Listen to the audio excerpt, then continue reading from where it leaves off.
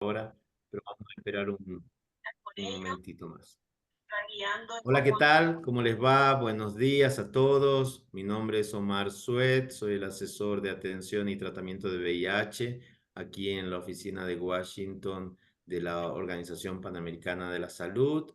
Y es un gusto para nosotros empezar hoy muy en punto este webinar sobre histoplasmosis en el contexto de enfermedad avanzada por VIH.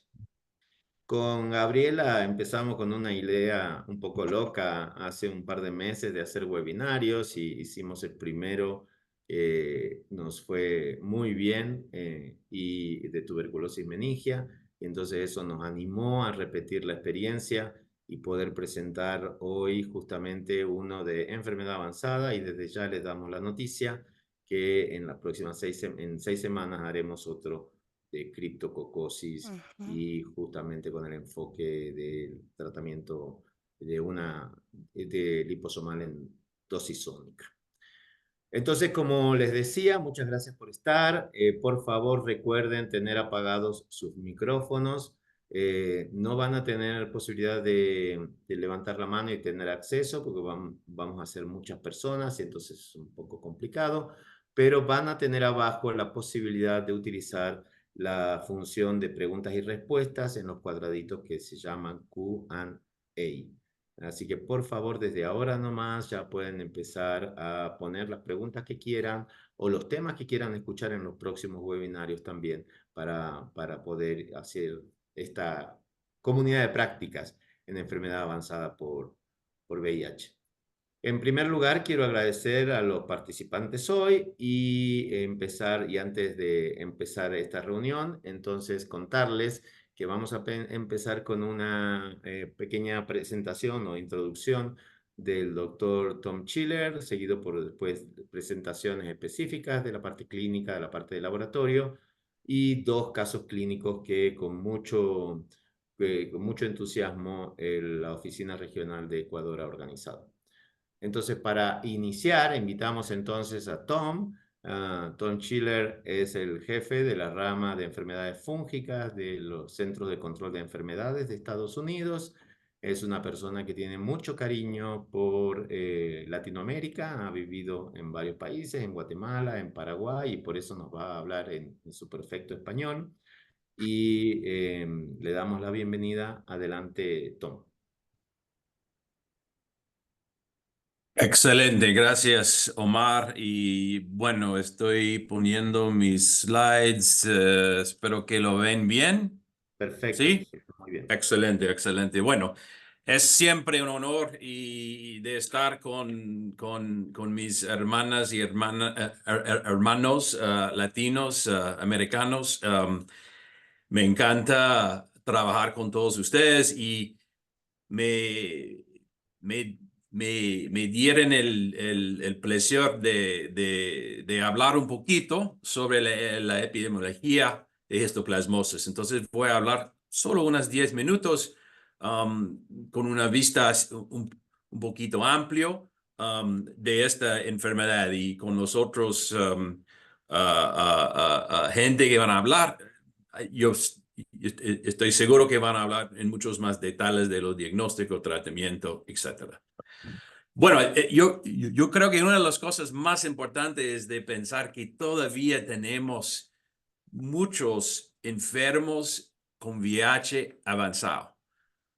Los prevalencias pueden subir más de uno de 9, uno de 3 nuevos. Y también sabemos que tenemos pacientes que están diagnosticados hace unos años, están faltando en sus antirretrovirales y están volviendo a cuidado con un diagnóstico de VIH avanzado. Entonces, tenemos que darles un cuento que todavía hay muchos pacientes de VIH enfermos. Y claro, eso significa que hay muchas infecciones oportunísticas que todavía están ocurriendo y que están un gran problema de morbilidad, pero más de todo de mortalidad también. de manejar todo eso es un camino difícil, ¿no? Es que hay diagnósticos erróneos, hay similitudes clínicas, una alta mortalidad, costa, los diagnósticos no están listos para todas sus enfermedades. Entonces es un cosa complicado, pero tenemos que tomar acciones, tenemos que llamar y hacer algo. Y es bueno del OPS con el Ecuador y con todos los países de Latinoamérica que están ahora trabajando en eso. Y bueno, ¿dónde está Histoplasma? Histoplasma, vamos a empezar, yo sé que ustedes van a escuchar más de casos, pero vamos a empezar con tres personas aquí que se ven, tienen lesiones de histoplasma en la piel. Y eso normalmente significa que es una infección ya diseminada.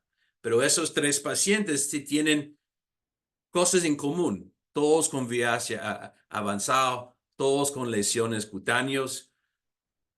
Tenía afectación del sistema retículo endotelial, hepatosplenomegalia, linfadenopatía y afección de la médula ósea que esto puede hacer. Pero lo que tienen diferente es su ubicación. Uno es de Colombia, uno es de África y la otra es de la India.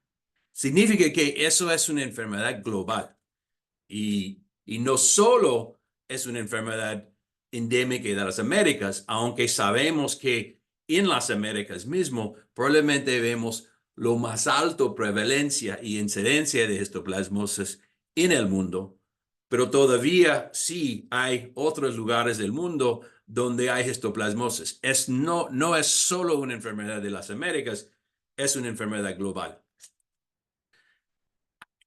Es increíble, pero fue ya hace 10 años que hicimos el estudio de ver la carga de la enfermedad en VIH avanzado y vemos que estimamos más o menos 11,000 casos con una mortalidad más o menos de 30% promedio. Significa más o menos 5,000 muertos estimados cada año de histoplasmosis en pacientes de VIH. Y eso significa que no es solo VIH, pero sabemos que histoplasmosis no es solo una enfermedad que pasa en gente de VIH, pero aunque es muy común ahora en los Estados Unidos, subimos con más incidencia en otros pacientes con inmunosupresivas como trasplantes, como gente recibiendo quimioterapia.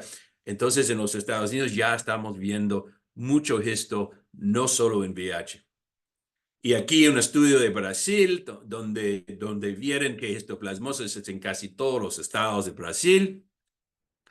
Y aquí la distribución que estimamos que vemos globalmente. Y pensamos que probablemente esta mapa no es suficiente bueno de realmente describir dónde está el histo en el mundo.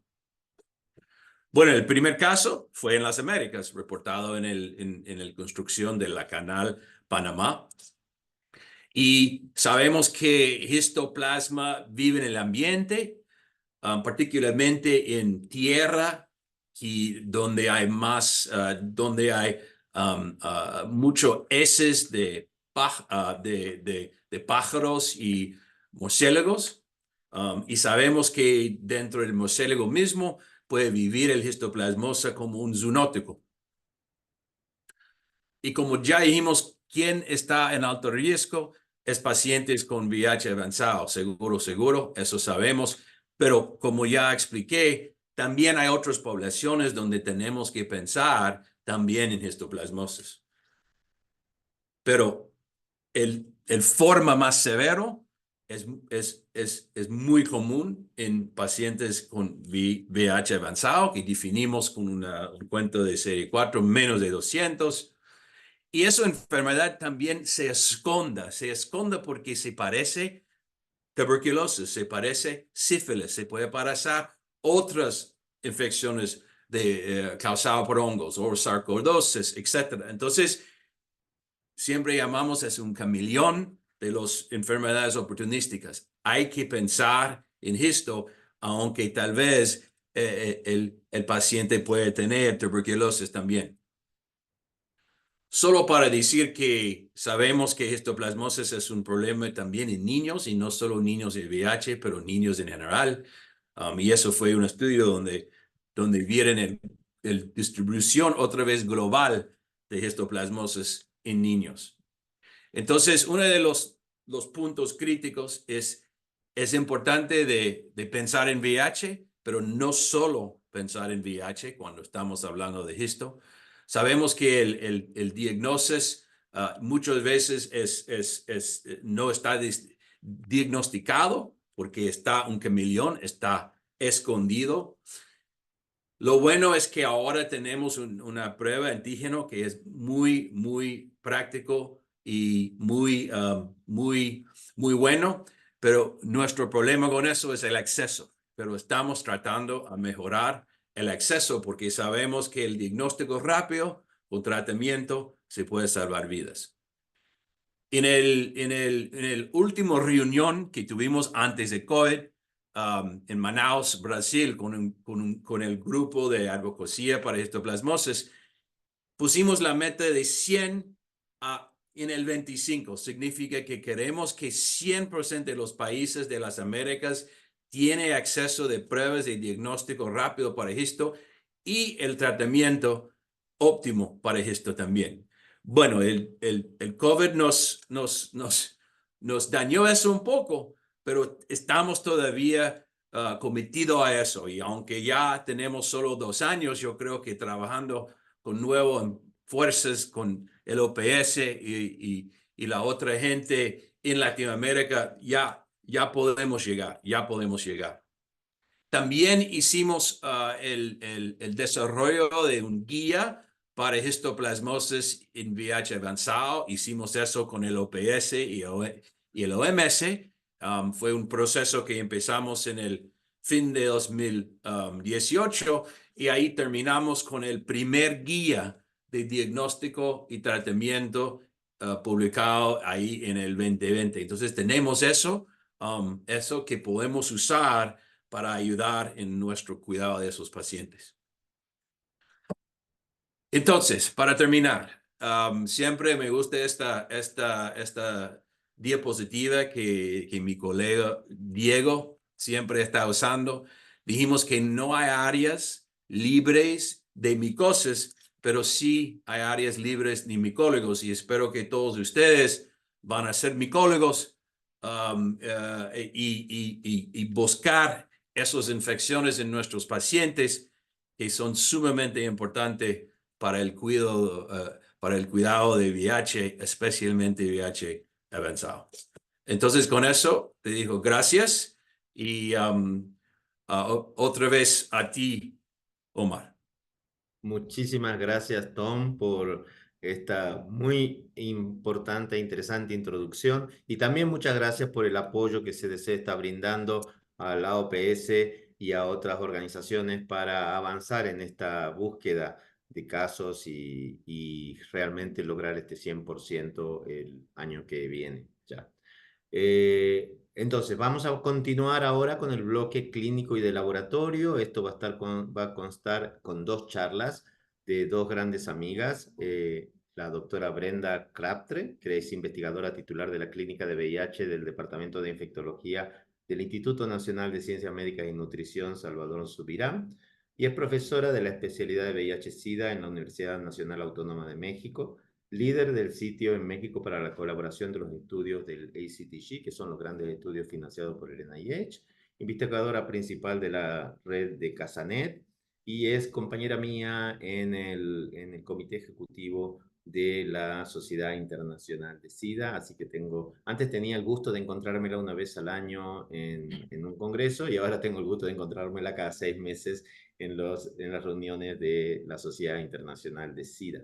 Después de ella va a abordar el tema de clínica de histoplasmosis, y posteriormente vamos a seguir con Narda Medina, perdón, Narda Medina es guatemalteca, posee un doctorado en microbiología y parasitología de la Universidad Complutense de Madrid. Además, tiene una maestría en epidemiología de la Universidad de Alcalá de Henares. Es experimentada en epidemiología y micología médica y toda su actividad se ha centrado en los últimos años en el diagnóstico temprano de las enfermedades fúngicas y ha producido realmente artículos muy interesantes que han inspirado de alguna manera la búsqueda sistemática de estas infecciones en personas con enfermedad avanzada. Trabaja en la división de enfermedades micóticas del CDC y ahora, por suerte, está trabajando como consultora en la Organización Panamericana de la Salud, así que la van a ver con bastante frecuencia también en el contexto de este proyecto grande que va a empezar la OPS el año que viene de manejo de enfermedad, o en los próximos meses, ojalá, de manejo de enfermedad avanzada. Entonces, sin más preámbulos, le paso la palabra a Brenda, posteriormente de Brenda inmediatamente Narda, y después van a tener el espacio para preguntas. Les recuerdo que todas estas presentaciones van a estar grabadas en la página web de la OPS, que ya puse la dirección web en el chat. Adelante, Brenda, muchísimas gracias. Hola, muy buenos días. Gracias, Omar, por la amable invitación y a la PAJO por este esfuerzo. Lo celebro muchísimo. Creo que enfermedad avanzada es uno de nuestros problemas del día a día de las personas que atendemos y servimos a la población que vive con VIH. Así es que me siento muy honrada de estar aquí frente a estos y en compañía de estos grandes personas que se han dedicado a la investigación y el manejo de histoplasmosis. Yo en realidad soy clínica y es una de las infecciones oportunistas que vemos con frecuencia en nuestra institución. Entonces, para empezar, quiero abordar más o menos esto como la agenda de mi presentación. No tengo ningún conflicto de interés para esta presentación. Y como ya nos dijo el doctor Tom en la plática previa, esta es una micosis endémica que es muy común en Latinoamérica, es causada por un hongo dimórfico que es el Histoplasma capsulatum. Esto de el hongo dimórfico quiere decir que en el tejido se encuentra en forma de levadura, pero crece como una este, y crece de otra manera. Aquí la vemos en la foto, en esta imagen. Es un hongo sumamente bonito para los que nos gusta la microbiología, y Narda les va a hablar más al respecto. La infección diseminada puede ser aguda o crónica, principalmente la vemos subaguda y crónica en las personas que viven con VIH, y es un evento definitorio de SIDA, que ahora tratamos de hablar más bien en el concepto de enfermedad avanzada. Estas son algunas imágenes de nuestra institución que hemos tenido. Nosotros vemos mucha histoplasmosis en nuestro instituto, y estos son algunos ejemplos. Bueno, cuando hablamos de la epidemiología, que ya habló un poco en la charla, en las slides previas, este es un análisis que se hizo sistemático de la literatura, en donde se encontraron artículos que tenían histoplasmosis en su contenido, casi 1000 artículos, pero de los cuales 15 entraron o cumplieron con los criterios que se establecieron para poder determinar cuál era la frecuencia o la prevalencia en Latinoamérica y las presentaciones. Y lo que se vio es que las medianas de CD4 de las personas que tenían histoplasmosis diseminadas en los artículos revisados variaba, eran CD4 muy bajos, entre 19 y 149, y que había una relación directa de esta enfermedad grave entre más inmunosuprimidos, si había mal apego a tratamiento o el retraso de la iniciación de antirretrovirales, y que el tratamiento antirretroviral y los nuevos fármacos habían logrado ver una tendencia a la disminución de la incidencia y mortalidad. Entonces, lo que se sabe ahora en algunos reportes, este es un reporte reciente del 2020, donde se ve que histoplasmosis diseminada es una causa muy importante de muerte en nuestra región en comparación con, por ejemplo, tuberculosis, que en realidad el tuberculosis es el número 1 de causa de muerte por enfermedad avanzada de las personas que viven con VIH, pero sin embargo sabemos que la histoplasmosis puede estar subregistrada y probablemente su carga de enfermedad es mucho mayor. Y aquí está el artículo que comentó el doctor Tom, donde él es autor, y ellos hicieron algo muy interesante con el afán de querer medir la carga de enfermedad relacionada a histoplasmosis y VIH en nuestra región. Pues ellos lo que hicieron fue que de acuerdo a la prevalencia de histoplasmina que reactiva que se tenía en el 2012, ellos determinaron que probablemente había una prevalencia a la exposición del histoplasma de un 32%, lo cual probablemente daba una incidencia de 1.5 prácticamente por 100 personas viviendo con VIH en ese año. Y entonces ellos hicieron un modelo. De este lado se encuentra la prevalencia y de este otro se encuentra la incidencia. Y entonces ellos estimaron que los casos de histoplasmosis probablemente eran 22,000, pero dijeron, bueno, vamos a modelar dependiendo si la proporción de histoplasmosis es sintomática. Si hay una sintomatología en el 30% de las personas que tienen esta reactividad positiva, en menos de 200 CD4 probablemente la proporción de casos serían de 6,000, y así con diferentes tipos de estimaciones. Y lo mismo hicieron con la letalidad. Entonces, por ejemplo, para una sintomatología que si las personas con VIH, la mitad de los que habían estado expuestos tenían síntomas, con una letalidad del 10%, esto equivalía, por ejemplo, a 1,118 muertes en ese año. Entonces, ellos concluyen con este estudio que me parece muy interesante, que ya tiene más de 10 años, pero realmente es un estudio que nos ha dado mucha luz o nos ha enseñado que la histoplasmosis tiene una carga de enfermedad muy importante, está distribuida a lo largo de toda la región en forma muy importante, y que si juntas la tuberculosis y la histoplasmosis, esto puede contribuir una quinta parte de todas las muertes relacionadas por VIH en ese año, y probablemente esto siga contribuyendo en forma importante. Quizá ha disminuido con el advenimiento de mejores terapias antirretroviral y este esfuerzo de iniciar cada vez más temprano, pero sigue siendo muy importante, ¿no? Entonces, esto debería de ser considerada más bien una enfermedad bastante común y tomar en cuenta como una medida de salud pública para esto. Y entonces, por ejemplo, nosotros en Casanet lo que hicimos en este sentido, que lo que preocupa es que no se ve como una enfermedad frecuente, siempre se pone el ojo en tuberculosis porque así está visto a nivel global e internacional, pero vean cómo nosotros lo que hicimos fue estudiar a las personas que tuvieran VIH y que se les hubiera iniciado tratamiento para tuberculosis y ver qué pasaba de acuerdo a quienes tenían un cultivo positivo para tuberculosis y negativo. Y como esto estaba más bien enfocado para describir la tuberculosis, pero lo que nos encontramos y que viene al caso con esta plática es que de 759 personas con VIH que les iniciamos tratamiento para tuberculosis, 123 fallecieron, de los cuales 27% tuvieron un cultivo, o sea, en 27% se aisló un cultivo.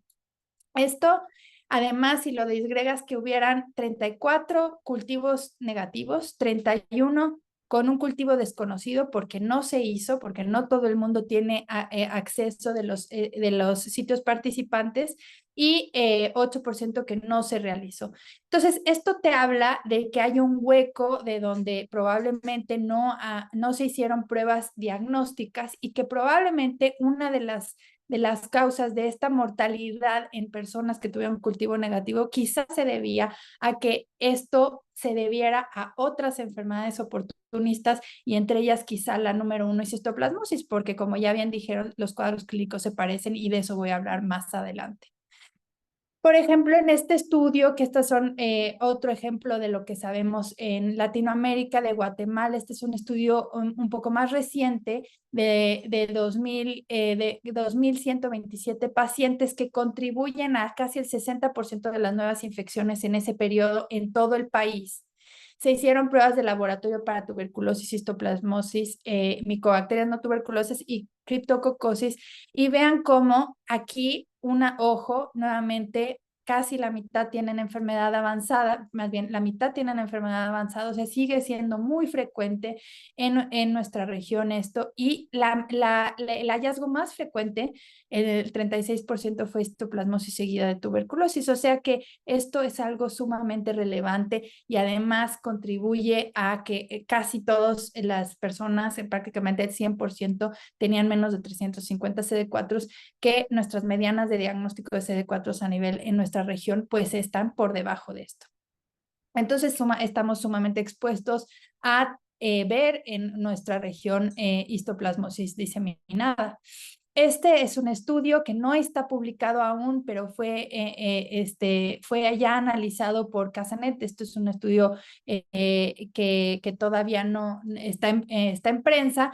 Y aquí también es un estudio de Casanet de una corte de 30,000 personas de 6 países latinoamericanos y uno de Estados Unidos.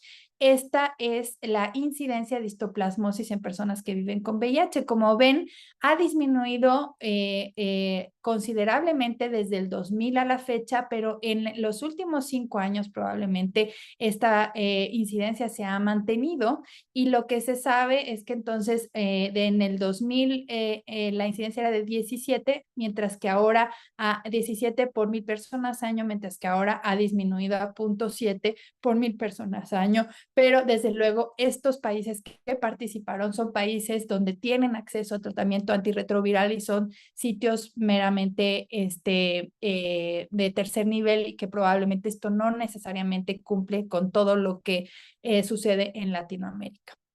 Voy a hablar de la presentación clínica, que para ustedes quizá es bastante familiar.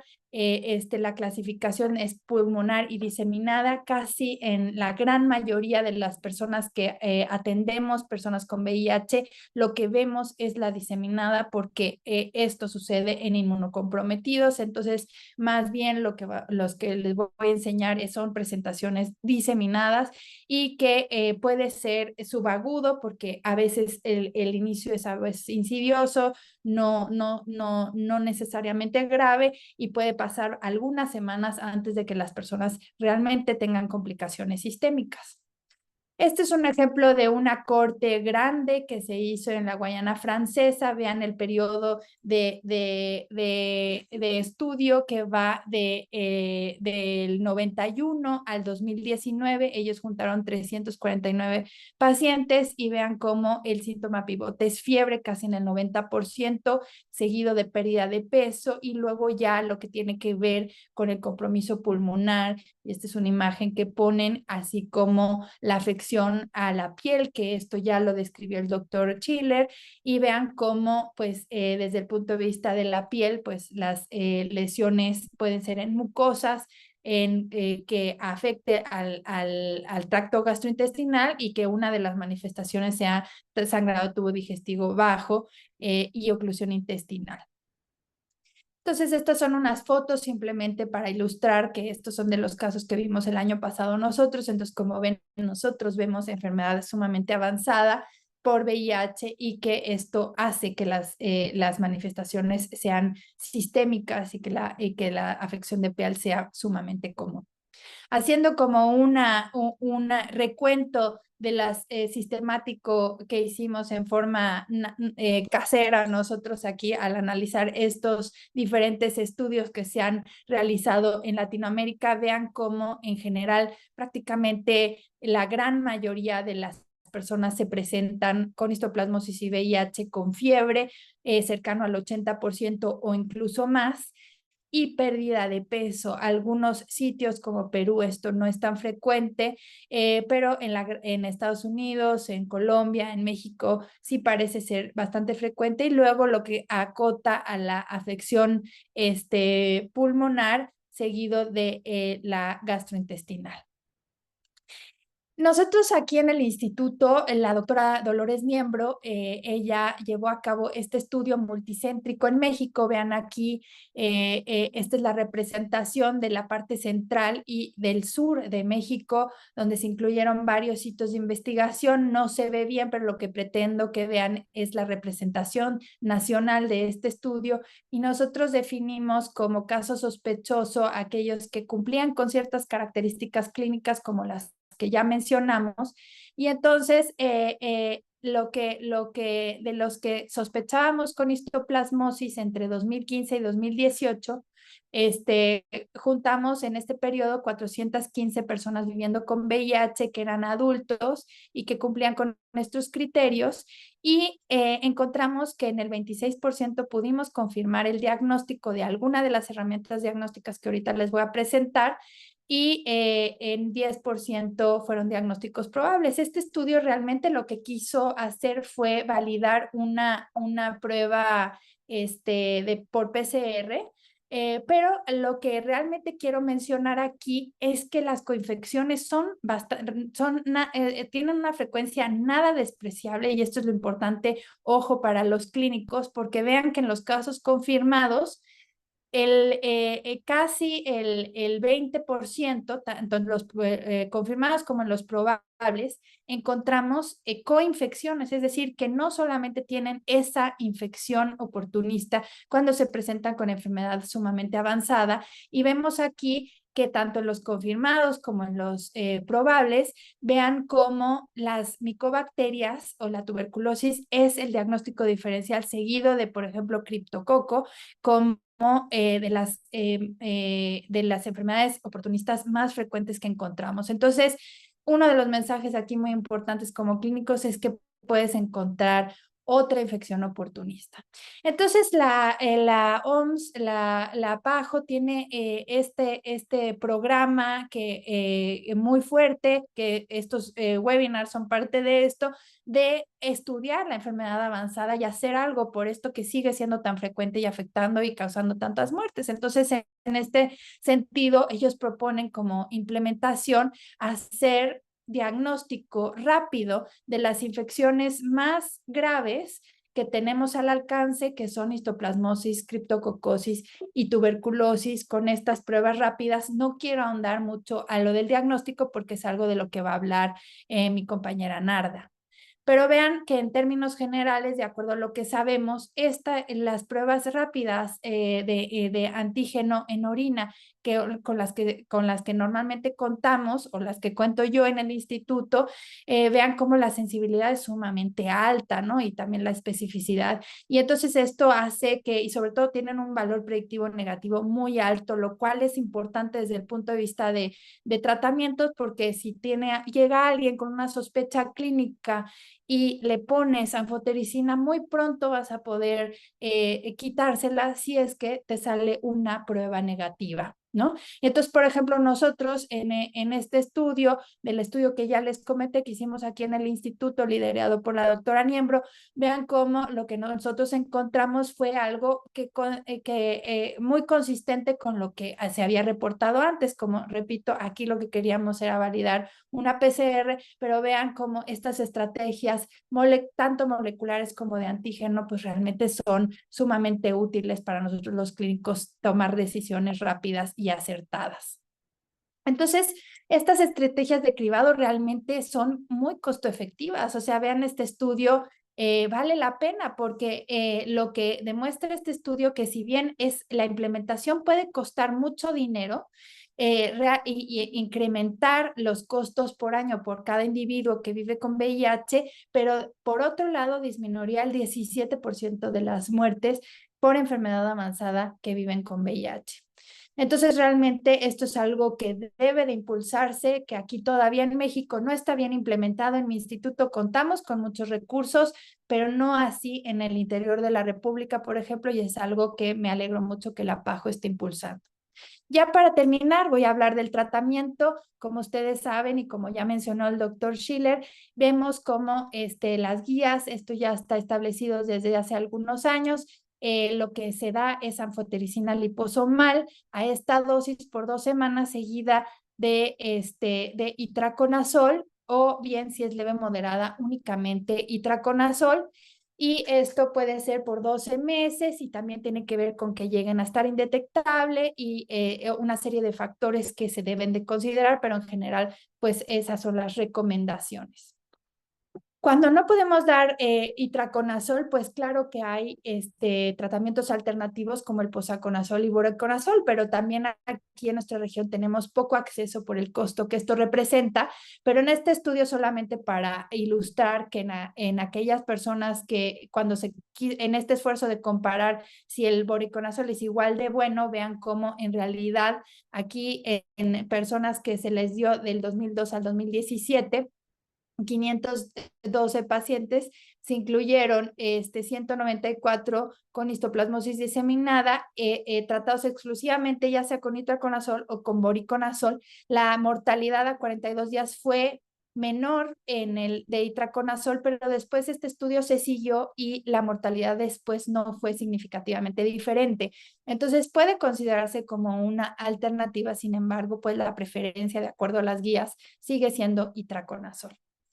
Ahora bien, como bien recordarán, hay un esfuerzo por ver otras estrategias de tratamiento y en esta la anfotericina liposomal dada a dosis altas, a una dosis de 10 miligramos por kilo. Esta es una estrategia que se hizo y que se hizo un ensayo clínico muy bien implementado para criptococosis meningia. Pues dijeron, bueno, vamos a ver si para histoplasmosis esto también funciona y esto se presentó en el 2022. Los estudios preliminares, este es un estudio abierto, aleatorizado, que pretendió ver si en estos 3 brazos, uno con dosis altas por un día, o el número 2, dosis altas por 2 días, y número 3, el estándar de tratamiento, y lo que encontraron es que fue muy similar la efectividad, pero la toxicidad probablemente sea menor cuando das una carga de anfotericina liposomal en una sola ocasión que si la das, por ejemplo, por 2 semanas o 2 veces. Entonces, este resultado da pie a que esta terapia de inducción de altas dosis de anfotericina liposomal a 10 miligramos por kilo puede ser segura y eficaz y que entonces se puede proceder a la fase 3 de este estudio que estamos esperando todos. Otras cosas, ya hablamos de que la histoplasmosis puede no venir sola y que probablemente la pareja más común sea con la tuberculosis. Entonces, sabemos que la rifampicina tiene interacción con el itraconazol, entonces, ¿qué hacer en estos casos? Se puede dar anfotericina liposomal con posaconazol a doble dosis, pero claro que el reto aquí, pues, es el acceso. Y pues por otro lado se puede dar anfotericina liposomal con fluconazol a altas dosis. Esto es una alternativa al tratamiento, pero claro que esto se debiera de evaluar caso por caso y de preferencia por un infectólogo. Y con esto termino el tratamiento y quiero concluir que, bueno, la histoplasmosis tiene una carga de enfermedad muy importante en personas que viven con VIH en la región, con mortalidad elevada. Debemos siempre considerarla en nuestro diagnóstico diferencial. Probablemente seguimos subregistrándola, entonces tenemos que estar siempre alertas y hacer todo el esfuerzo por descartarla o diagnosticarla. Sabemos que puede estar en aquellos casos donde sospechamos tuberculosis y no tenemos muestras positivas. Las infecciones oportunistas múltiples son una realidad. La sintomatología es muy variada y los estudios de point of care, como los que está implementando en varios países como Paraguay, Brasil y algunos otros lugares, son útiles, costo efectivos y reducen la mortalidad. Entonces es algo que debemos de implementar en toda la región. Y bueno, el tratamiento es complejo, de costo elevado y hay que esperar el fase 3 porque yo creo que esto también nos ahorraría varias dosis de anfotericina liposomal, lo cual es importante para los sitios como los nuestros. Y con esto quiero agradecer a estas personas que me ayudaron con la presentación y les presento esta fotografía de la Sierra Gorda, que es una región maravillosa de mi país. Muchas gracias.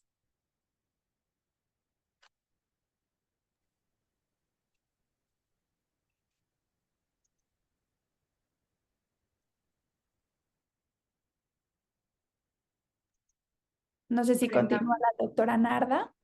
Sí, yo continúo. Déjame compartir y si quieres, tal vez me confirmas si se ve bien.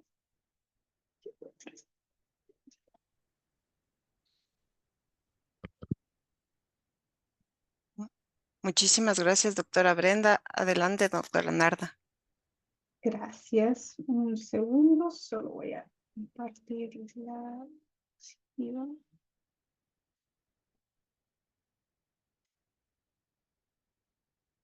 Acá estoy.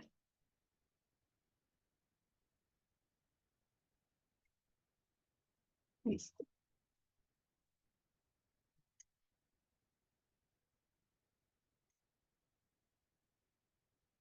¿Pueden confirmarme que se ve bien? Sí, se Sí, ve se ve. perfectamente. Perfecto, muy bien. Bueno, pues buenos días a todos. Muchísimas gracias por la invitación a formar parte de este webinario. Muchísimas gracias, María Gabriela, y a todos bienvenidos a esta serie de presentaciones que se estarán dando. Pues el día de hoy me han pedido que hable un poquito sobre la parte de histoplasmosis desde un poco la perspectiva diagnóstica y hablar sobre la parte de estrategias de diagnóstico rápido en pacientes viviendo con VIH. Este contexto realmente ya lo mencionó tanto Tom como Brenda durante la presentación y es el impacto que realmente la enfermedad avanzada tiene dentro de la mortalidad de las personas viviendo con VIH. Acá podemos ver que en efecto, donde se encuentra el gráfico, la introducción de la terapia antirretroviral ha supuesto grandes beneficios, pero aún así todavía se está lejano de la meta en la reducción en el número de muertes que se quiere implementar.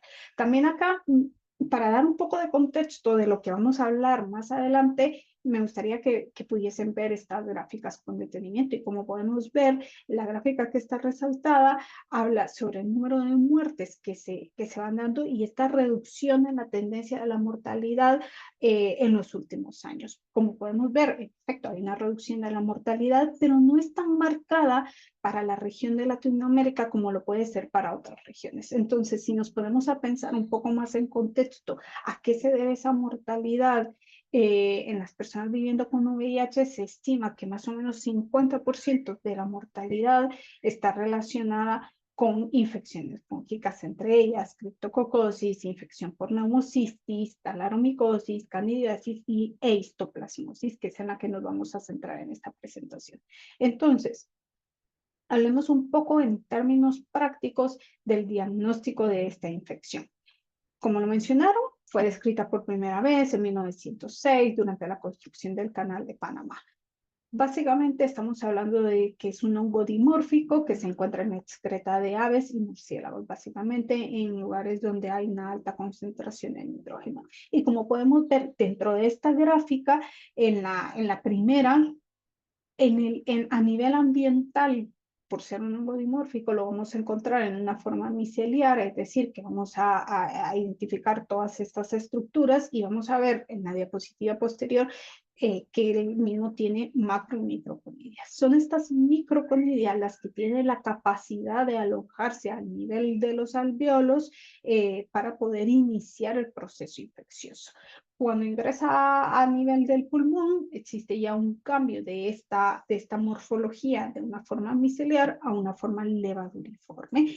Y en este caso, especialmente los macrófagos juegan un papel súper importante en la depuración de la infección. Sin embargo, en ausencia de la misma y específicamente a través de una respuesta de células T, cuando hay una ausencia, por eso las personas viviendo con VIH son bastante susceptibles a obtener una infección de forma diseminada. En ausencia de esta respuesta, existe una diseminación a los nódulos linfáticos y una diseminación hematógena a los diferentes órganos. Acá podemos ver que Histoplasma capsulatum es parte del orden de los originales y podemos ver que se relaciona con otros hongos dimórficos como lo puede ser paracoccidioidomicosis, blastomicosis y acá podemos ver en esta imagen justo la presentación de estas microconidias y estas macroconidias espiculadas y su forma levaduriforme. Es importante mencionar que al ser un hongo miceliar generalmente y que se cultiva a temperatura ambiente, tenemos que tener cuidado porque la forma que va a crecer dentro del laboratorio en algunas ocasiones, cuando la cultivemos a temperatura ambiente, va a ser esta forma miceliar, que es la forma infecciosa, y por eso se debe tener en cuenta que requiere un nivel de bioseguridad tipo 3. También no quiero pasar esta oportunidad para mencionar que la histoplasmosis es un patógeno con prioridad crítica según la lista de patógenos fúngicos prioritarios publicada en 2022. Esto también lo mencionó Brenda, que es súper importante tener en cuenta que la presentación clínica de la histoplasmosis depende en gran medida del estado inmunológico del paciente y de la cantidad de conidias inhaladas. Entonces, a mano derecha nos centramos en la histoplasmosis diseminada, que principalmente se presenta en pacientes con enfermedad avanzada, y los síntomas, como decíamos, tos, fatiga, fiebre, son bastante inespecíficos si los comparamos con otras infecciones en las personas viviendo con VIH. Existen diferentes métodos diagnósticos de la histoplasmosis. Entre los métodos convencionales, por un lado tenemos el cultivo y la histopatología. ¿Cuáles son las desventajas que tienen ambos? Pues que ambos tienen una baja sensibilidad.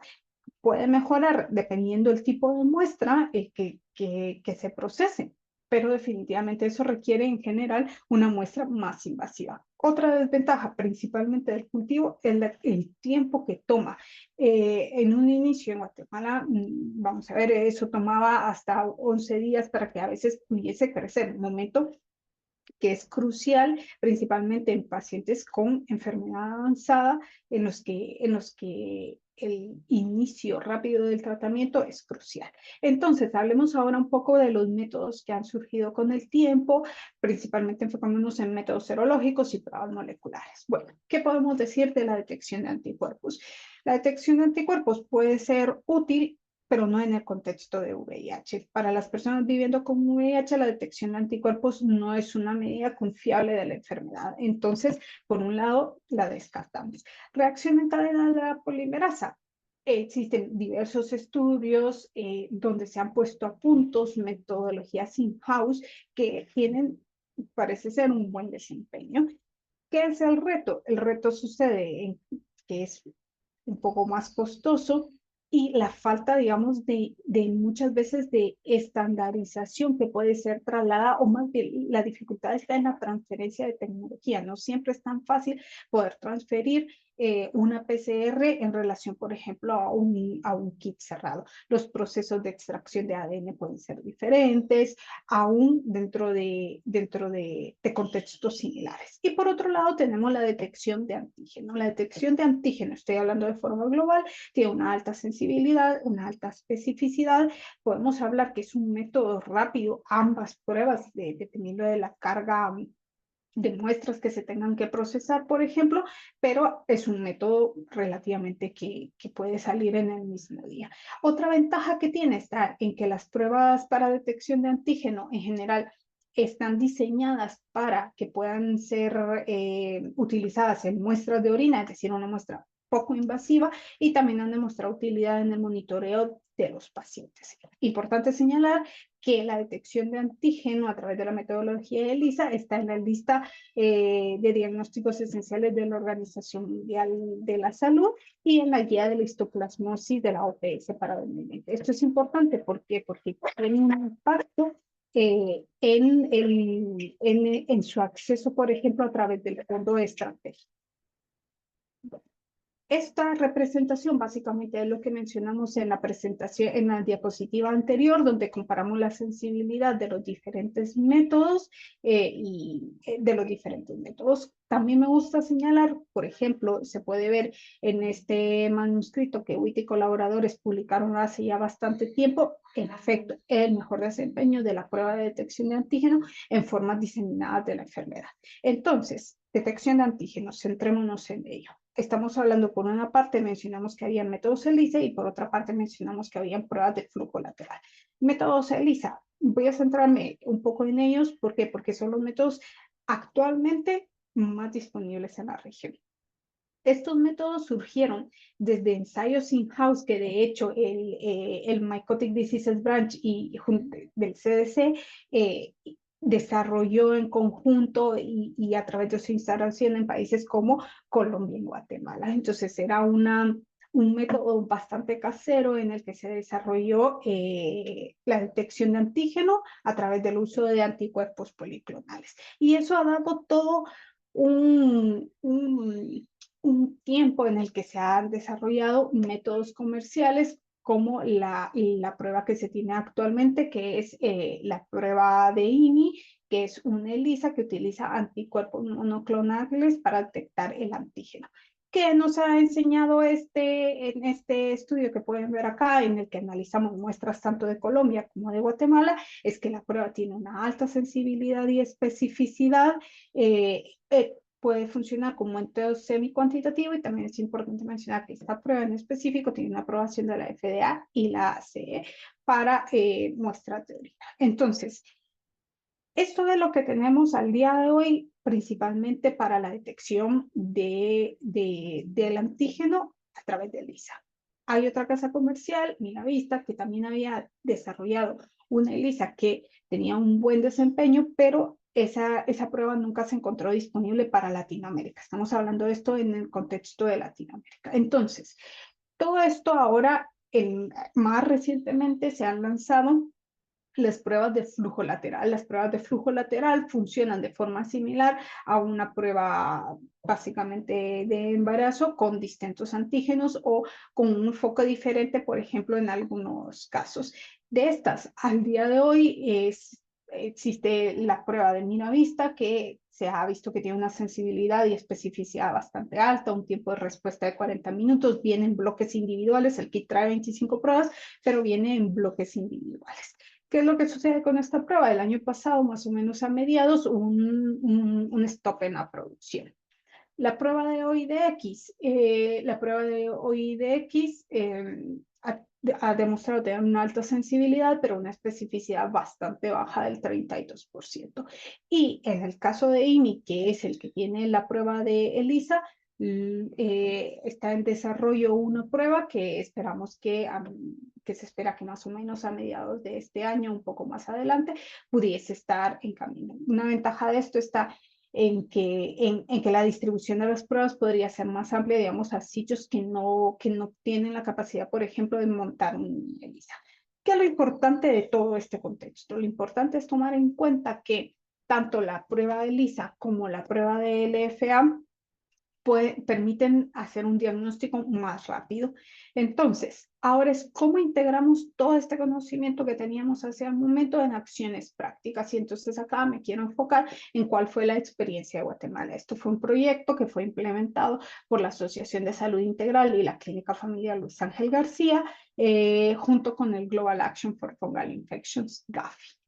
Entonces, acá es importante que tengamos en cuenta que algo que se mencionaba, ¿verdad? Tener en claro la sospecha de la infección para hacer un diagnóstico, para hacer un tratamiento. Sin embargo, en muchas de las situaciones, la sospecha no es tan clara como se quisiera, y no solo tan clara, sino que cuando estamos hablando en el contexto de enfermedad avanzada, como sabemos, existen muchas posibilidades. Entonces, lo que sucede está en que muchas veces no se sospecha, en este caso hablando específicamente de histoplasmosis, no se diagnostica, no se trata, y seguimos subestimando la carga, que es mucho de lo que sucede. Entonces, para intentar romper este círculo, lo que se hizo en el proyecto fue armar un paquete de diagnóstico. Entonces, era partir, en lugar de partir desde la parte de una sospecha, partíamos desde la parte de laboratorio. Entonces, se hizo un paquete en el que se integraba el diagnóstico de criptococosis, histoplasmosis, tuberculosis y micobacterias no tuberculosas. También menciona la infección con neumocistis, que no la abordaré en esta presentación, pero que fue parte también del programa.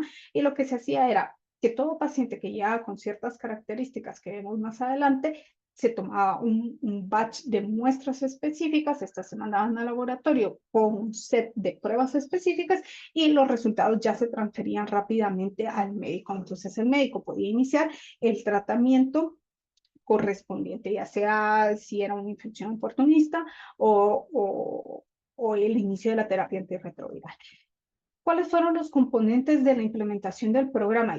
Y acá no me quiero centrar tanto, pero sí quiero que vean que fue un programa colaborativo de verdad a nivel de país, en el sentido de que se unieron diferentes unidades de atención integral que realmente son el core de lo que se realizó. Entonces se realizaron actividades formativas que eran súper esenciales, se estableció una red. ¿Y por qué se estableció la red? Porque como vamos a ver más adelante, algunas de las pruebas, como por ejemplo la detección de antígeno de Cryptococcus, que es una prueba de flujo lateral, sí se podía hacer en el sitio de atención, pero las pruebas como el antígeno de histoplasma se hicieron de forma centralizada. También se realizó la incorporación de un sistema informático y esto era importante porque también permitía agilizar el flujo de trabajo. Entonces, estos componentes que se integraron arman un paquete de diagnóstico para infecciones oportunistas que estaba dirigido a 3 grupos de pacientes. Pacientes de nuevo diagnóstico de VIH, pacientes de retorno y pacientes en terapia antirretroviral que tuvieran, en este caso sí, una sospecha clínica. Todo se realizaba independientemente del recuento de células CD4. ¿Cuáles fueron las infecciones que se incluyeron en el paquete? Histoplasmosis, criptococosis, tuberculosis y micobacteriana tuberculosis. ¿Cuáles fueron las pruebas para cada uno? Podemos ver que en el caso de histoplasmosis se realizó el ELISA en orina, se realizaban pruebas de isolator hemocultivos, se realizaban cultivos de muestras pulmonares y pruebas de PCR, que las pruebas de PCR se podían realizar tanto en muestras extrapulmonares o pulmonares según la necesidad. Luego están las otras infecciones que no me quiero detener acá. Y entonces, en un primer enfoque, ¿qué fue lo que hicimos?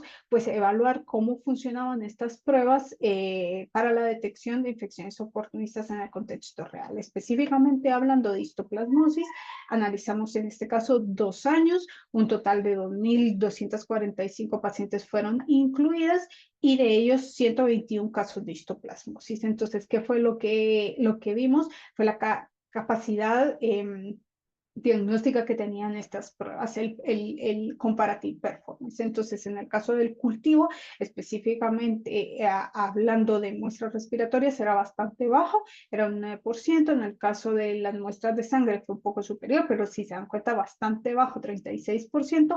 Las pruebas de PCR, 63%, y el antígeno, 72%. Es importante mencionar que si no hubiésemos contado con el antígeno, un 35% de los casos se hubiera perdido en ausencia de la prueba de antígeno. Entonces, hemos desarrollado diferentes publicaciones que narran un poco los componentes de la red, los principales hallazgos en el caso de la cohorte de histoplasmosis, en el caso de la cohorte de criptococosis, y también al final veremos también un poco sobre la parte del impacto que ha tenido COVID. Pero aquí lo que quiero es centrarme en los resultados de este manuscrito. ¿Por qué? Porque es como la puerta de entrada, es estos pacientes de reciente diagnóstico que nos permitieron analizar cuál era el impacto de la estrategia dentro de un contexto real. Entonces, en ese caso, se incluyeron 2.127 pacientes, de ellos el 52% tenía enfermedad avanzada. La enfermedad avanzada es importante de mencionarla porque nos damos cuenta de que a nivel mundial es una de las cargas más altas. La verdad es que se estima que es un poco menor a nivel de Latinoamérica, pero por lo menos para el país es bastante alta y también afecta bastante más a pacientes de comunidades indígenas. Entonces, en este caso podemos ver cuál era la distribución de los casos de infecciones oportunistas, como podemos observar, con mayor frecuencia de histoplasmosis, criptococosis, que en conjunto hacían cerca del 50% de las infecciones oportunistas, y luego estaba tuberculosis, y también la parte de coinfecciones que es importante. ¿Por qué? Porque al final, cuando se mandaba el paquete completo, muchas veces obtenían de una vez los 2 resultados. Entonces, en muchas ocasiones, cuando hablábamos con la parte clínica al inicio de las capacitaciones y todo esto hubiese tomado muchísimo tiempo. Tenemos un resultado de tuberculosis positivo, en muchas ocasiones se queda hasta ahí el diagnóstico y no se sigue con la búsqueda de histoplasmosis. Entonces, una estrategia montada de esta perspectiva permitía tener los resultados de ambas infecciones casi en forma paralela. Por otro lado, es una ventaja integrar una estrategia de esta naturaleza. ¿Por qué? Porque no solo permite detectar los casos, sino que aquellos casos que son negativos, especialmente para criptococosis y tuberculosis, en donde está contraindicado el inicio rápido de la terapia antirretroviral, pueden iniciarla. Entonces da una seguridad mayor para el inicio también de la terapia antirretroviral. Acá tenemos los resultados en términos de incidencia según las categorías de CD4, y lo que podemos observar está en que histoplasmosis y criptococosis, infecciones fúngicas, tienen una alta carga. La más frecuente fue histoplasmosis seguida de tuberculosis. En pacientes severamente inmunocomprometidos podemos ver que la carga de enfermedad fue bastante alta, y que en pacientes con enfermedad avanzada la carga global de infecciones oportunistas fue bastante alta. En pacientes por encima de los 200 CD4 también encontramos algunas infecciones, especialmente tuberculosis, pero tampoco es nada despreciable considerar que también pueden existir casos de histoplasmosis y criptococosis. Importante, desde cómo estaba diseñado en ese momento la estrategia, como ustedes vieron o como mencionamos, se habló que se hizo sin tener en cuenta el recuento de células CD4. ¿Y por qué? Porque era toda una logística, digamos, de que había que testear al paciente a CD4, luego que viniesen los resultados de los CD4, había que correrles esas pruebas o había que hacerlas de forma reflexiva, pero si no habían recuentos de células CD4, eso también era una gran limitante. Entonces, esto nos terminó demostrando que el haberlo hecho independientemente del recuento de CD4, considerando de que en Guatemala tenemos una alta carga de enfermedad avanzada, fue una estrategia correcta, en el sentido de que 117 infecciones oportunistas se diagnosticaron en pacientes sin un CD4. Es decir, estos pacientes hubieran quedado sin un diagnóstico si eso hubiese sido uno de los criterios. Entonces, luego, por una parte, evaluamos la carga de la enfermedad avanzada, evaluamos el diagnóstico de infecciones oportunistas y también evaluamos la mortalidad. Acá podemos ver la mortalidad asociada, lo voy a decir así, pero definitivamente lo que hicimos fue ver qué pacientes tenían un resultado positivo para alguna de las infecciones oportunistas y comparar la mortalidad de aquellos positivos y negativos. Podemos ver que a los 30 días la mortalidad de aquellos que habían tenido un resultado positivo era de 20%, que sube hasta un 10% para pacientes con hasta un seguimiento de 180 días. Y creo que esta es como de las cosas más importantes cuando analizamos todo esto, y lo que pudimos observar fue que la instauración de un programa de esta naturaleza tras un año de desarrollo logró reducir la mortalidad en aquellos pacientes con una infección oportunista hasta un 7%.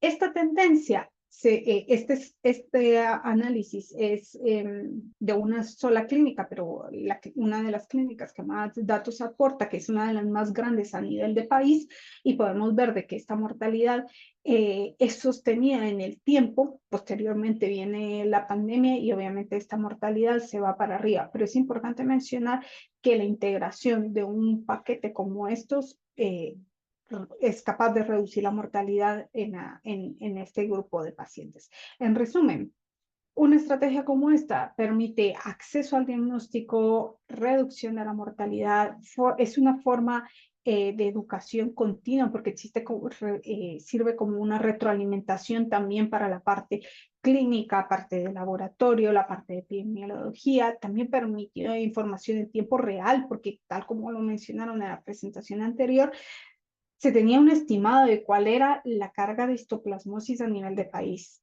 pero cuando nosotros analizamos los datos reales nos dimos cuenta de que la realidad supera la ficción, y es casi el doble la incidencia real por sobre la que se había estimado. También permite la integración del modelo dentro de un sistema de salud pública. Luego se hicieron todos los procesos que correspondían para que las compras, por ejemplo, de todos estos reactivos se pudieran hacer a través del sistema de salud, y que las unidades pudiesen mantener integrando el modelo. Y también permite la parte de acceso a tratamiento, porque al final va obligando como al propio sistema a que pueda adherirse o adquirir los tratamientos que necesita.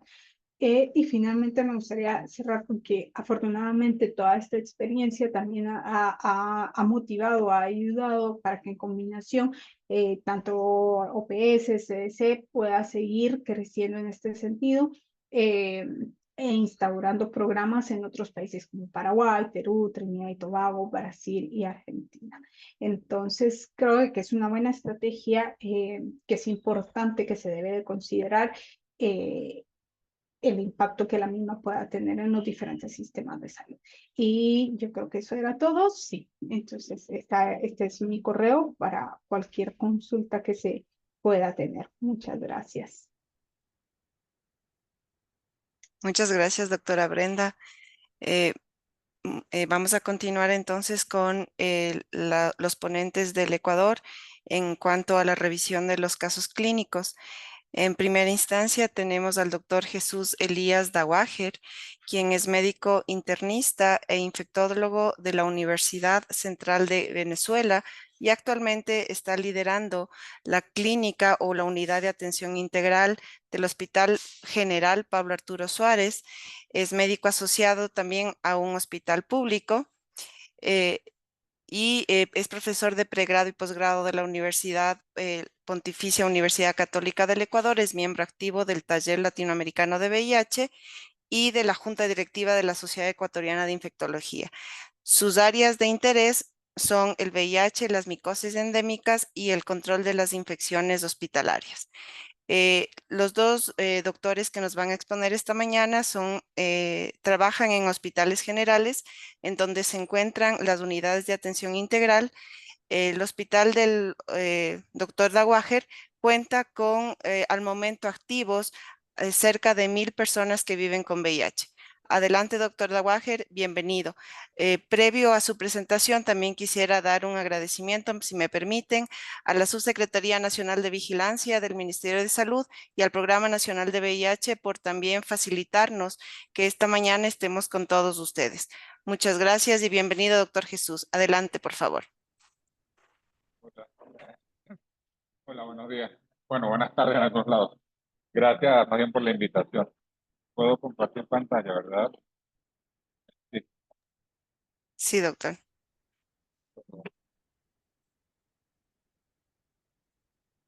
Eh,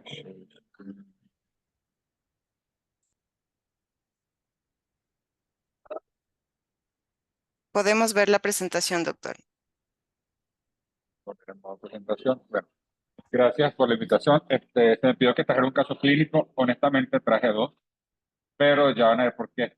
Son casos independientes, pero son súper interesantes en la manera como se llega al diagnóstico y la concatenación de hechos que ocurrió de formas muy diferentes en ambos, pero que me esboza el punto de lo que quiero presentar, que es la situación actual que estamos presentando acá en el país. Bien, para el caso 1 tenemos un hombre de 46 años sin antecedentes patológicos pertinentes. Él tenía síntomas de aproximadamente un año de pérdida de peso involuntaria, disfagia y tos. Él acude a un chequeo ejecutivo de una clínica privada. Es evaluado por un médico internista. En ese momento le solicitó una endoscopía de displexia superior por la disfagia. No había solicitado pruebas para VIH en ese momento. Y el gastroenterólogo reporta una candidiasis esofágica. Posterior a la misma, se realiza allí una prueba de VIH, la cual obviamente resultó positiva, y se ingresa en dicha clínica para estudio y tratamiento.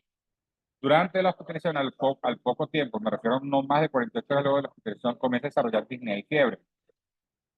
En los exámenes que se le hace en esa estancia hospitalaria, se encuentra una carga viral de 783.000 copias, CD4 apenas 24 células, en la biometría una leucopenia borderline, no llegaba a 3.000, no era menor de 3.500, y anemia leve, 10 de hemoglobina.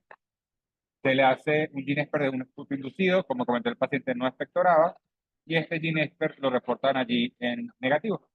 Se complementa con una colonoscopía donde encuentran úlceras sugestivas de citomegalovir. Se solicita en dicha clínica un aspirado de médula ósea. Vale recalcar que no tenemos de forma rutinaria, no disponemos de antígeno peristoplasma en el país. Y a la observación directa al GIMSA se observan elevadores intracelulares por parte del hematólogo. Se inicia en dicha hospitalización anfitoricina B-deoxicolato, que es la que hay en el país. Bueno, liposomal de vez en cuando se puede conseguir, ganciclovir y Triumeq, que es abacair, lamivudina y dolutegravir. Hay una mejoría de los síntomas iniciales. Por motivo de económico, se agotó el seguro, es trasladado a este hospital, donde yo, como comentó Gabriela, yo participo. En el Pablo Arturo Suárez, el paciente a poco tiempo del ingresar comienza a presentar empeoramiento clínico y es trasladado a terapia intensiva. Ahí permanece unos días, se mantiene el ganciclovir, se mantiene con valganciclovir, que era lo que disponíamos, valganciclovir oral, perdón, anfotericina y el Triumeq, que posteriormente es cambiado a dolutegravir, tenofovir, emtricitabina, que es el disponible en el sistema. Remite la disnea y es egresado a la Sala General de Medicina Interna. Durante su estancia hospitalaria persiste la fiebre sin ningún otro síntoma. Se realiza en el momento que sube a piso un LAM de orina, el cual se reporta positivo. Se decide iniciar antifímicos con esquema de las cuatro drogas tradicionales y hay una remisión de la fiebre apenas a la semana del tratamiento y una mejoría completa del resto de los síntomas del paciente.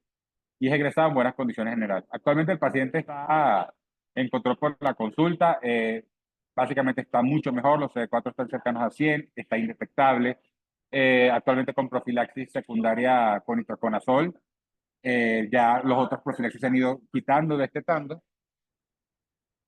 Lo que pasa es que aún no se quitan completamente porque no cumplió ni siquiera un año desde el inicio del tratamiento. Pero el paciente está indetectable en muy buenas condiciones generales.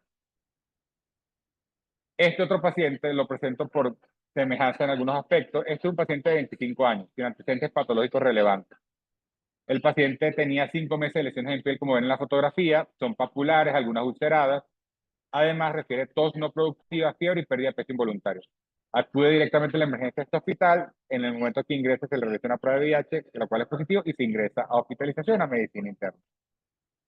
En los exámenes relevantes para presentar, tenía un CD4 de apenas 10 células, una carga viral de 700.000 copias, un BDR sobre 1,64, la biometría está absolutamente normal, el LDH está discretamente por encima del valor normal. Se le hace un gene express fruto inducido, el cual no es detectado, el LAM de orina fue positivo, se solicita tomografía de tórax, donde encuentran bronquiectasia bilateral y aumento de la trama bronquialveolar, más nada, no tengo las imágenes para poder compartir. Es evaluado por dermatología, que realiza una biopsia de piel. El reporte de anatomía patológica va a llegar después, pero les advierto que no va a llegar mayor reporte. Se plantea una tuberculosis diseminada más cutánea o un secundarismo sifilítico. Se inicia tanto antifímicos como penicilina benzatínica para el tratamiento de la sífilis. A las 2 semanas del tratamiento, el paciente tiene una remisión del malestar general, desaparece la tos, pero las lesiones en la piel están idénticas y la fiebre sigue igual.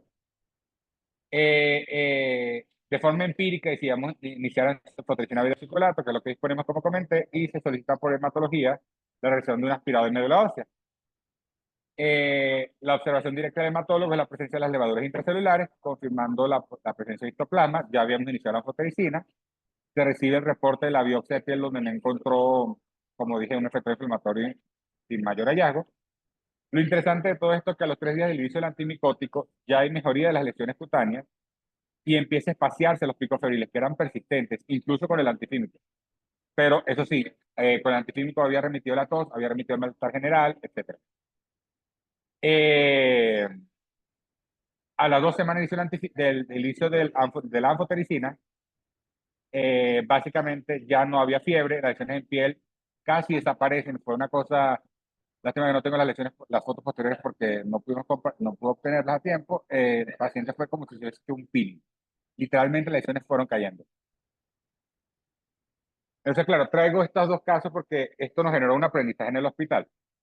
La primera, el valor de las pruebas LAM, sobre todo en pacientes donde no tenemos cómo tomar unas muestras de gene adecuadas. Por ejemplo, no podemos hacer una broncoscopía en el caso de las pulmonares, o no tenemos acceso, o no sabemos exactamente dónde está localizada dicha tuberculosis.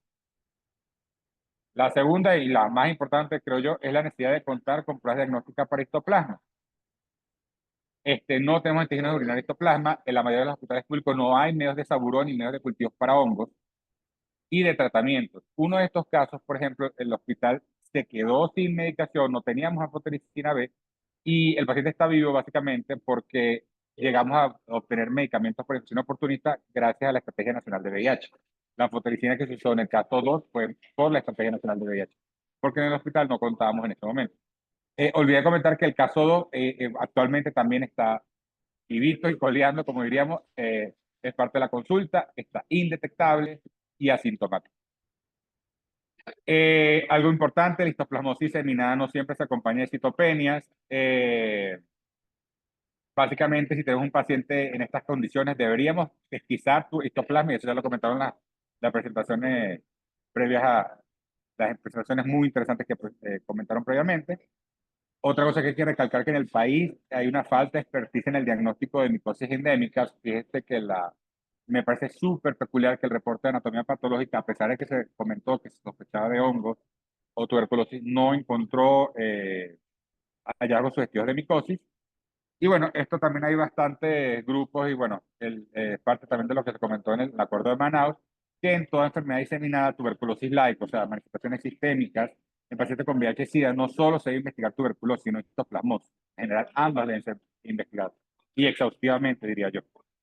Desde que en el HPA se comenzó la búsqueda activa de histoplasmosis, esto es súper interesante, no hemos tenido fallecidos por VIH-Sida y tuberculosis. Yo tengo, digamos que cierta predisposición para el histoplasma, donde hice mi posgrado, era frente a un instituto de medicina tropical, manejaba micosis endémica con alta frecuencia. Y algo que pasaba en ciertas ocasiones en este hospital era que los pacientes que se le diagnosticaba o se sospechaba tuberculosis, porque no siempre teníamos un diagnóstico confirmatorio, sobre todo cuando no habían pruebas de biología molecular, se iniciaban antifímicos, pero en ocasiones incluso fallecían. Luego de que ahora hacemos búsqueda activa de histoplasma, no hemos tenido en 3 años ningún paciente fallecido con VIH-Sida y tuberculosis. Probablemente lo que nos hace sospechar que aquellos defunciones eran pacientes con histoplasma no diagnosticados. Y creo que esto era todo. Sí, creo que esto era todo. Y bueno, gracias de nuevo por la oportunidad. Muchísimas gracias, doctor Dawager. Un placer escucharle y gracias por ese entusiasmo también compartido. A continuación vamos a dar paso a la doctora Maribel Matamorros, quien es médica general del Hospital Enrique Garcés y tiene una especialidad médica en medicina interna. Ella trabaja en la unidad de atención integral, una de nuestras grandes unidades de atención integral, casi con 2.000 personas que viven con VIH. Así que adelante, doctora Matamorros. Sus áreas de interés principalmente son el VIH y las infecciones oportunistas. Buen día, doctora. Adelante, por favor. Muy buenos días con todos. Muchas gracias por la invitación.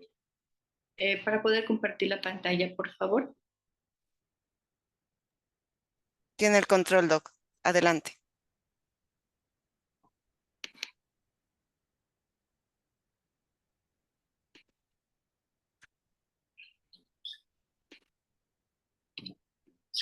Tal vez ya se puede observar. No.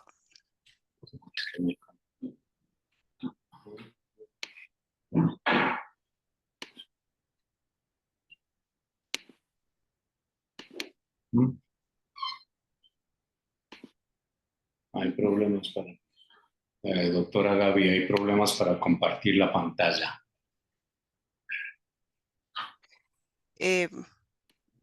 Ok, le voy a ayudar desde acá, doctor.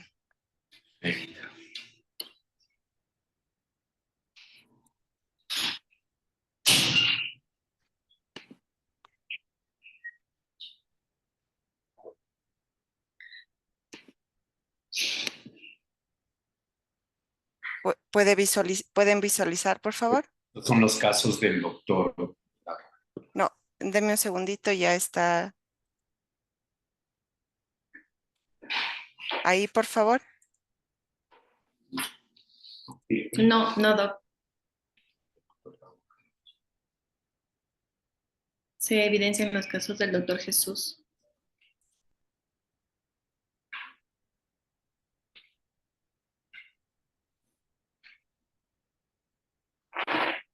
Ahí.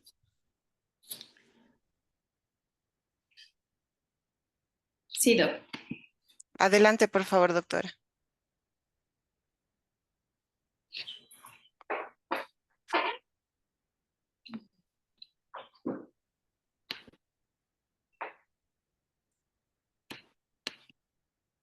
Ya. Ya.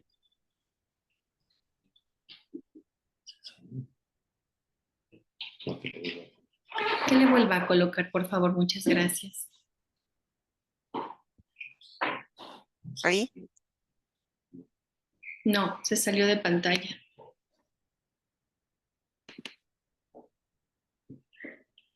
Ahí. Ahí sí. Muy buenos días con todos. Vamos a proceder a comentarles el siguiente caso clínico. Siguiente, por favor. Ya, solo un momento nada más que se toma. Ya. Ya. Ya. Vamos a comentar el siguiente caso clínico. Dentro de los datos de inflación, paciente masculino de 30 años de edad, nacido en Babahoyo, residente en Quito, dentro de lo que nos llamaba bastante la ocupación, es jornalero, antecedentes sexuales, pues heterosexual, lo más importante, y el método que usaba aparentemente, el método de barrera de manera ocasional. Dentro de los hábitos, pues lo más importante, el uso de drogas aparentemente, pero no nos especifica cuáles de ellas. Ya. El motivo de consulta por la que nuestro paciente viene acá es fiebre. En su enfermedad actual, el paciente refiere cuadro clínico de un mes de evolución caracterizado de alza térmica no cuantificada. Él se medica paracetamol y ibuprofeno. A este cuadro se acompaña de diaforesis nocturna más baja de peso no cuantificada. Este fue el motivo de consulta y la enfermedad actual por la cual nuestro paciente acude a nuestra unidad. En este contexto, se decide el ingreso a hospitalización a descartar tuberculosis. Dentro del RAS, lo que nos llamaba la atención fueron cuadros de diarrea más pérdida de peso no cuantificada. Ya. Al examen físico, lo más importante, que tenía unas lesiones costrosas a nivel del labio superior e inferior. Al examen físico a nivel de cuello, tenía adenopatías ganglionares incrementadas de tamaño. Igual en la región inguinal tenía estas mismas adenopatías, y a nivel de tórax, nada más, pues estaba ligeramente taquiméico, pero no teníamos a la auscultación ruidos sobreañadidos. En este contexto, cuando mi paciente ingresa a hospitalización, se le hace exámenes complementarios. Dentro de los más importantes, pues nosotros vemos que tiene una pancitopenia, caracterizada por leucopenia, una hemoglobina 7,3 y unas plaquetas en 99,000. Una función hepática alterada con una TGO en 604. Ya vamos a entender por qué hacemos referencia a estos exámenes. Dentro, él ingresa con una carga viral de 6,900 copias con unos CD4 de 23. Añadido a todo esto, se le hacen los exámenes, tenemos un LAM positivo. En este contexto se decide iniciar tratamiento en este paciente. Sin embargo, solicitamos exámenes complementarios. Dentro de estos cuadros, una LDH en 5,525, y le hemos pedido también un antígeno urinario ante la sospecha y la falta de mejoría clínica del paciente. Una vez que hemos iniciado tratamiento antifímico, le pedimos el antígeno urinario, el mismo que resultó positivo. Dentro de la broncoscopía, el GeneXpert fue negativo, no detectado.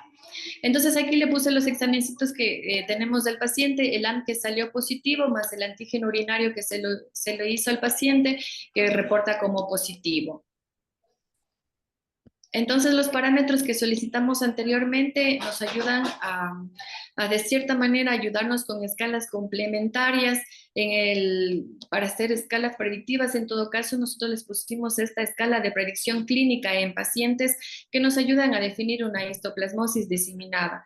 Dentro de este contexto y viendo los parámetros anteriores de nuestro paciente, que incluía diarrea, los leucocitos menos de 4,000, las plaquetas que estaban en 99,000, la LDH que estaba más de 1,000 y la TGO que estaba elevada a más de 200, nosotros cumplíamos una escala de 14. En esta escala, para nosotros iniciar tratamiento más de 12 puntos, nosotros ya tenemos una altísima sospecha para una predicción de una histoplasmosis diseminada. Y fue así que nos ayudamos mientras obteníamos el resultado del antígeno urinario con el que confirmamos nuestro diagnóstico de histoplasmosis.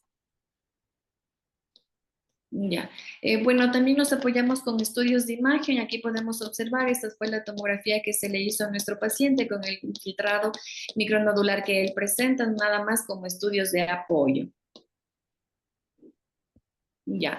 Entonces, ¿a qué diagnóstico llegamos con lo anteriormente mencionado? Nuestro paciente tuvo una tuberculosis diseminada con plan positivo, una histoplasmosis diseminada definida tanto por clínica, por el antígeno urinario positivo y la escala predictora denominada anteriormente. Iniciamos tratamiento, se inició tratamiento para su tuberculosis diseminada con la terapia antiquímica convencional. Para su histoplasmosis nosotros iniciamos anfotericina y ahorita nuestro paciente se mantiene en tratamiento de consolidación a base de itraconazol. Después de esto iniciamos su tratamiento antirretroviral. Entonces, aquí le pusimos la mejoría clínica. Cuando ingresó nuestro paciente, ingresa con un peso de 56 kilogramos. En el control ya estamos en 61 kilogramos.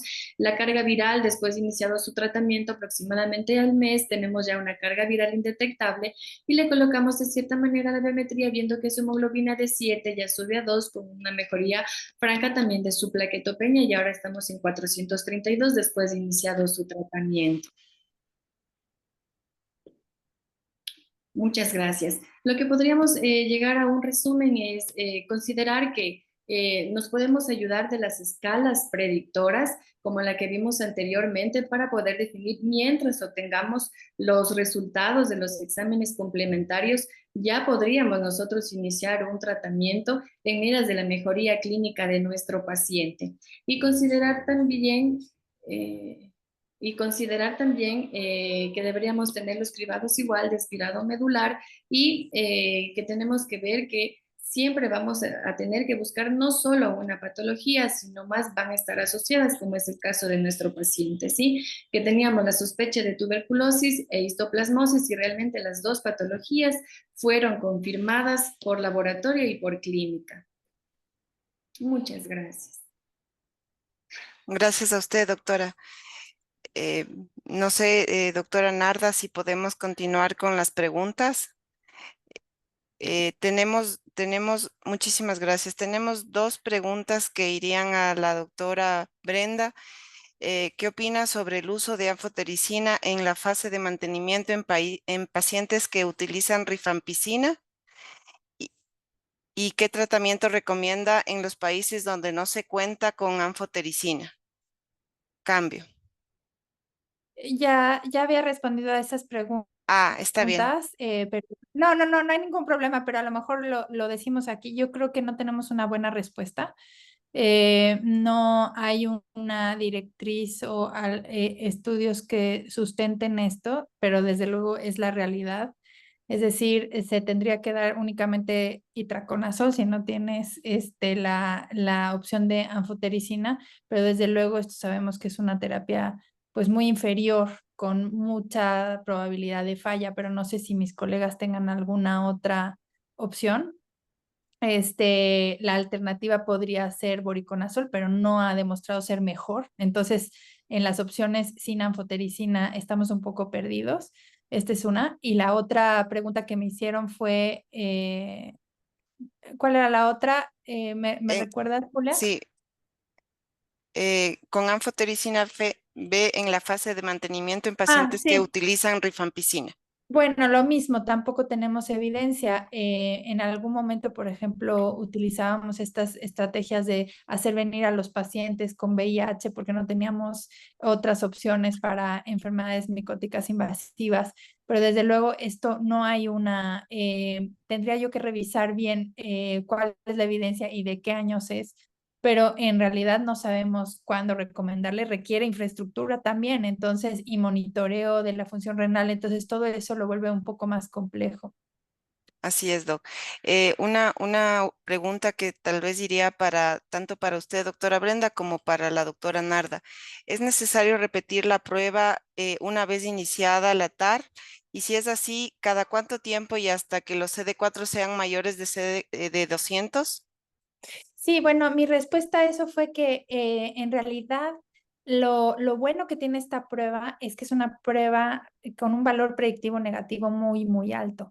Entonces, si tú tienes un paciente con sintomatología que puede ser histoplasmosis y tu prueba sale negativa, lo más probable es que esta persona no tenga histoplasmosis.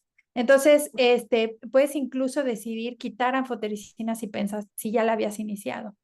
Entonces, yo con esto me quedaría relativamente tranquila, pero si la sospecha persiste, entonces sí la repetiría, pero hay que recordar que ahora con los nuevos tratamientos de inhibidores de integrasa, logran muy rápido estar indetectables y con esto la verdad es que la frecuencia con la que se encuentran este tipo de enfermedades en personas que ya están indetectables, pues va disminuyendo en forma paulatina, con lo cual no es que hay una pauta de estarlo repitiendo, yo creo que se tiene que evaluar caso por caso, pero yo diría en principio que si de inicio es la sospecha y te sale negativo, tienes muy alta, es muy improbable que tengas histoplasmosis.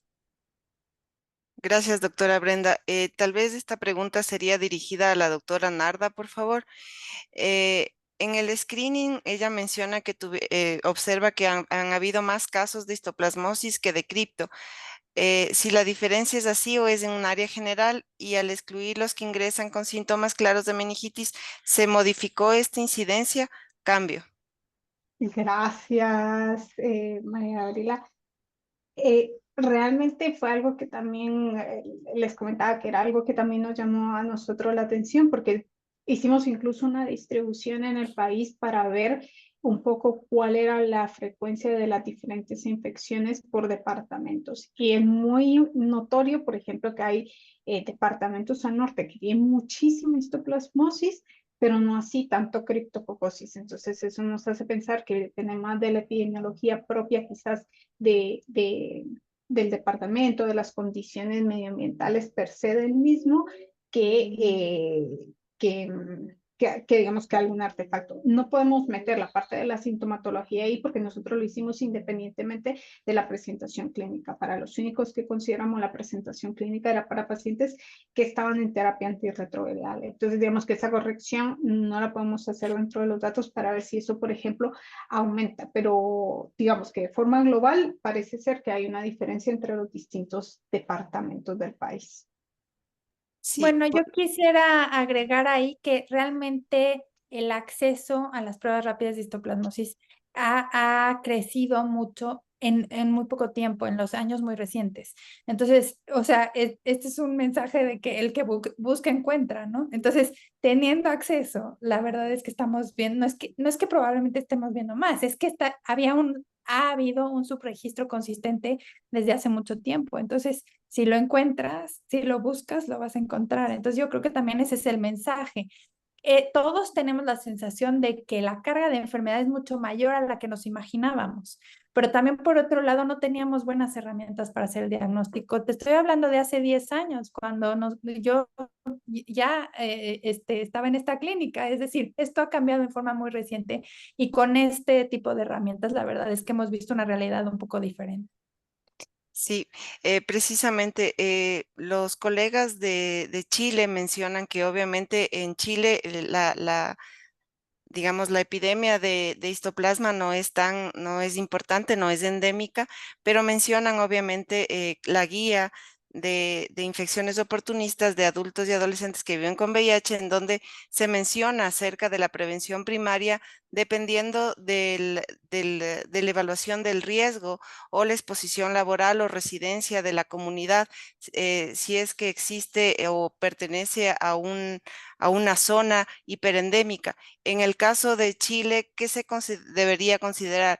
Esta prevención primaria en personas originarias de zonas hiperendémicas que son residentes en Chile debido a la movilidad humana que hoy por hoy existe en este país. Cambio.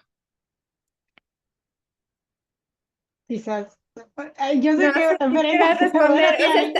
Es muy interesante y es muy complejo. La verdad es que yo, no siendo chilena, no me atrevo a dar una opinión porque quizá necesitaríamos un infectólogo de Chile para que nos dijera, pero lo que sí pienso es que probablemente es posible que ellos no tengan histoplasmosis, pero sí llama la atención que solamente del lado izquierdo no veas y del lado derecho sí veas. Entonces, como que ¿por qué habría esa diferencia? Entonces, yo sí pensaría que con los datos que ahora tenemos y la disponibilidad, yo sí me daría la tarea de a todas las personas con VIH con menos de 200 CD4, hacer un muestreo en diferentes regiones de Chile y ver realmente la situación más actualizada, porque además, pues ellos ya, como la migración es una de las, de la carga de nuevos casos más importante en forma reciente de casos de enfermedad avanzada por VIH, me refiero. Y esto yo lo he oído de mis colegas, por ejemplo, de la doctora Claudia Cortés. Entonces, sí creo que a lo mejor es pertinente hacer más hincapié en que hay que buscar para ver si realmente estamos en lo cierto de que en Chile no hay histoplasmosis, ¿no? Y quizás para añadir un poco, es importante mencionar que tal como se ha hablado, por ejemplo, tener en cuenta la carga de enfermedad avanzada también es importante porque entonces, por ejemplo, a veces consideramos costos en términos globales de país, por ejemplo, porque estoy viendo un comentario desde esa perspectiva, digamos, la parte de costos, pero si tenemos en cuenta que, por ejemplo, puede ser, o por lo que se entiende, en Chile hay una menor carga de enfermedad avanzada, son estrategias que al final no van a costar tanto, porque si no tenemos tanta carga de enfermedad avanzada, se limita a ese tipo de población y se analiza, se ve la realidad, porque es verdad, no tener, lo siento mucho, no tener infección, pero la realidad está en que hay que buscarla. Entonces, hasta que se busque, se haga y puedan determinar que en efecto no existe una mayor carga, la estrategia sería una posibilidad de documentar realmente cuánto puede haber. Sí, muchas gracias, doctora Narda. Nos colocan qué porcentaje de falsos positivos se describen en la detección de antígeno urinario de histoplasma y en qué contexto se dan.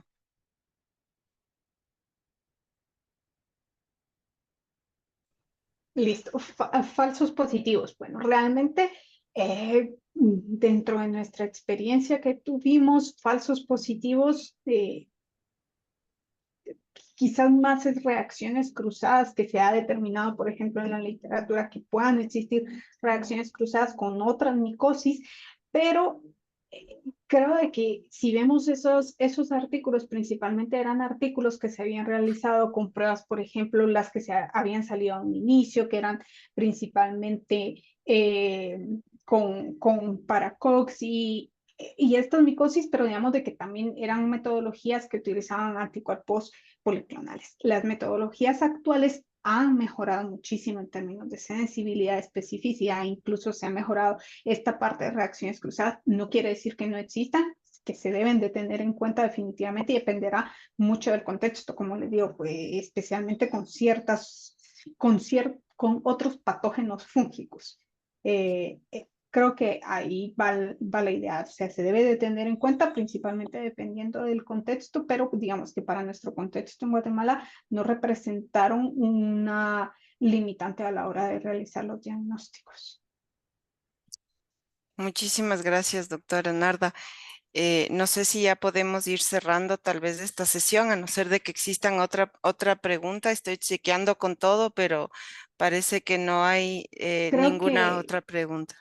hay otra pregunta, pero creo que está en el chat, En el por eso chat, es que no sí, está, entonces estaba un poco sí, revisando. sí. Y ella es Jenny Navas y ella preguntaba sobre pruebas de inmunodifusión para la detección de anticuerpos y la prueba de tivilamina. Pues, a ver, mencionar sobre esto, lo que les puedo decir que la parte de inmunodifusión para pacientes con VIH no es la mejor. Entonces, al final, si yo tengo una prueba rápida, por ejemplo, la voy a preferir muchísimo más que en la parte de una inmunodifusión. Es muy probable que tenga un resultado negativo. Y en términos de la prueba de TB-LAM, nosotros no la incorporamos dentro del programa porque en ese momento no era una prueba que estuviera tan fácilmente disponible en el país, entonces es algo que actualmente ya se está mejorando, se mejoró dentro del paquete de infecciones oportunistas, y la prueba, por ejemplo, ahora actualmente ya se integra junto con el uso de GeneXpert, que se habló todo esto combinado en el webinario anterior sobre manejo de tuberculosis, pero ya estas pruebas ya están integradas dentro del paquete, y entonces realmente se vuelve algo dinámico, van mejorando o saliendo alternativas diagnósticas que puedan ayudar en este grupo de pacientes, pues entonces en ese caso se van incorporando, analizando su desempeño e incorporando. Eso era, creo que, todo de mi parte. Gracias. Muchas gracias, doctora Narda. Bueno, no sé si es que me permiten primero agradecer a todos los organizadores de este evento, convocarnos en un día cotidiano de nuestras actividades diarias y estar casi 300 personas en la mañana de hoy es bastante bueno. Eso nos hace recalcar la importancia de la histoplasmosis, que muchas veces es subregistrada y subdiagnosticada, ¿no es cierto? Y que debemos tomar en cuenta que en nuestra región de América Latina, pues del 10 al 44% de personas que viven con VIH están presentando una enfermedad avanzada por VIH, que debemos tomar en cuenta que la histoplasmosis es una enfermedad global, como lo dijo el doctor Tom, y que tiene una distribución probablemente más frecuente en las Américas. Es una enfermedad camaleónica, me encantó esa frase, y que la coinfección es bastante común, donde su mayor frecuencia de pareja es la tuberculosis, como vimos en los casos clínicos expuestos esta mañana. El cribado universal es, por supuesto, vital, y también el acceso a tratamiento, y que ante la sospecha de tuberculosis siempre se deberá pensar en la sospecha de histoplasma, que algunos países aún tienen un acceso a tratamiento bastante elevado, bastante costoso, que la prueba con mayor sensibilidad es, aunque es un estudio un método semicuantitativo, perdón, es del ELISA, pero que el ensayo de flujo laminar va bastante bien, sobre todo en formas diseminadas, y que obviamente hay que, digamos, apuntar hacia el diagnóstico rápido. El excelente programa programa colaborativo que ha desarrollado Guatemala en establecer esta red, ¿no es cierto? Y eso nada más, que es importante, pues, integrar el manejo de esta enfermedad a nivel integral dentro de el descarte de los diferentes oportunistas que se dan en la enfermedad avanzada. Eso, agradecerles a todos los ponentes, agradecerles especialmente a la doctora Brenda, a la doctora Narda, al doctor Tom, y a nuestros colegas de Washington, al doctor Omar Sued, a Julia y a Michelle, por ayudarnos en toda la logística de esta presente conferencia. Hoy por hoy justamente había un artículo que hablaba sobre la importancia de empezar a ver a las enfermedades oportunistas o infecciones oportunistas, incluso como en el ámbito del VIH, como infecciones desatendidas, ¿no? Entonces, yo les agradezco de parte de OPS Regional por esta colaboración, y asimismo de Ecuador. Que tengan todos muy buen día y muchísimas gracias por esta asistencia. Gracias a ustedes. Gracias. Feliz día. Felices días. Gracias. Chao.